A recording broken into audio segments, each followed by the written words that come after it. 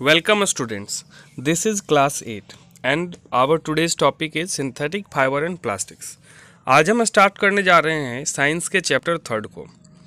तो आप जानते हैं कि लोग हजारों साल से कपड़े पहनते आ रहे हैं और ये कपड़े या तो नेचुरल फाइबर जैसे कॉटन, जूट, ऊल और सिल्क के बने हुए होते थे। क्लॉथ्स नेचुरल फाइबर के में बहुत आरामदायक होते थे, नॉन एलर्जिक होते हैं स्किन के लिए और बायोडिग्रेडेबल भी होते हैं। इन सारे खूबियों के बाद भी इनमें बहुत सारा कमी होने के वजह से, जैसे कॉटन की क्लॉथ की बात की जाए तो इसमें आसानी से रिंकल्स आ जाते हैं। अगर हम सिल्क की बात करें तो सिल्क बहुत एक्सपेंसिव है। इसी तरह से ऊल की अगर बात करें तो ये श्रिंक हो जाता है और इसे माइक्रो ऑर्गेनिजम्स या जो इंसेक्ट्स हैं वो इन्हें डिकम्पोज कर देते हैं या वो इसे ख़राब कर देते हैं। जूट बहुत हार्ड होता है ना, और ना ही दूसरे नेचुरल फाइबर्स के जैसा ड्यूरेबल होता है और इस वजह से इन सारे नेचुरल फाइबर्स में बहुत सारा डिसएडवांटेज होते हैं। इन सारे डिसएडवांटेज को साइंटिस्ट ने दूर करने के लिए उनके केमिकल स्ट्रक्चर्स का स्टडी किया और एक टेक्नोलॉजी क्रिएट किया जिससे कि फाइबर्स को आर्टिफिशियली प्रिपेयर किया जा सके, यानी जिसे आप मैन मेड फाइबर भी कहते हैं। तो इस तरीके से मैन मेड फाइबर्स बनाया जाना आरंभ किया गया।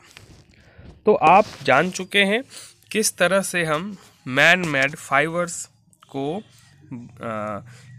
की ज़रूरत हमें क्यों एहसास हुई और क्यों हम मैन मेड फाइबर के ऊपर डिपेंड होने लगे। इसके अलावा और बात की जाए तो नेचुरल फाइबर्स का प्रोडक्शन हमारे पॉपुलेशन के अधिक होने के वजह से उतना अधिक नहीं हो पाएगा जिससे कि हम अपने नीड्स को यानी हम अपनी ज़रूरतों को पूरा कर पाएँ।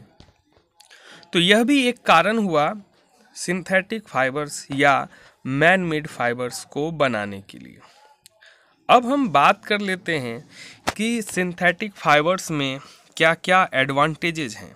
बात करते हैं सबसे पहले सिंथेटिक फाइबर्स की। तो सिंथेटिक फाइबर्स एफोर्डेबल होते हैं और नेचुरल फाइबर्स के कंपैरिजन में ड्यूरेबल होते हैं, यानी यह लंबे समय तक चल सकता है और यह सस्ता भी होता है। दूसरी बात, यह वाटर बहुत कम सोखता है, यानी इसमें वाटर एब्जॉर्बिंग कैपेसिटी कम होती है और इस वजह से ये बहुत तेज़ी से या जल्दी सूख जाता है, यानी ड्राई होने में कोई प्रॉब्लम नहीं होता है। अगर वेदर थोड़ा ह्यूमिड भी हो तब भी ये क्लॉथ आसानी से सूख जाते हैं। दूसरी बात, अगर हम बात करें उसके रिंकल्ड होने की, तो ये आसानी से इनमें रिंकल्स नहीं आते हैं, रिंकल रेसिस्टेंट क्लॉथ होते हैं। तो सिंथेटिक फाइबर्स के ये सारे बेनिफिट्स हैं, इसीलिए हम नेचुरल फाइबर के कंपैरिजन में सिंथेटिक फाइबर्स के ऊपर डिपेंड करना या उसकी आवश्यकता को हम अनुभव करना प्रारंभ कर दिए। अब हम बात करते हैं अगले टॉपिक की। कुल दो तरह के फाइबर्स हैं, दो तरह के मैन मेड फाइबर्स हैं। एक फर्स्ट जो है उसे हम सेलुलोजिक फाइबर्स कहते हैं। सेलुलोजिक फाइबर्स वैसे फाइबर्स हैं जिन्हें हम सेलुलोज के द्वारा बनाते हैं और सेलुलोज एक ऐसा सब्सटेंस है जो प्लांट में प्रेजेंट होता है। सेलुलोज ग्लूकोज का ही एक फॉर्म है।